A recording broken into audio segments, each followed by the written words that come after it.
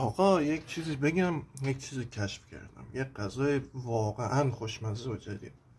پوره سیب زمینی رو با پیاز داغ و سیر درست کنین، بعد نون بربری رو بردارین اینجوری برش بزنین. خب شعله پخش کن، شعله کم، نون بربری اینجوری برش بزنین، لاش اینو بذارین. خب بعد قوری رو آب کنین. وای خاک بسره، حالا اون اشکال نداره، آب روشنه.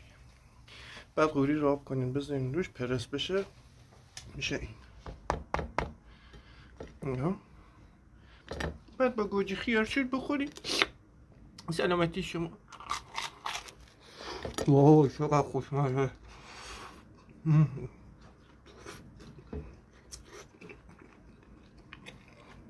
خدا وکیل خیلی خوشمزه است.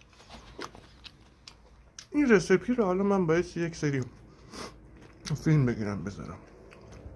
فعلا اینو بذارم تا ببینیم، بعد انشالله رفتم استودیوی خودم، اونجا یوتیوبر شدم، فیلم میگیرم اینو واسهتون درست میکنم. با خیارشور گوجه بزنیم، اینا رو هم خودم درست کردم.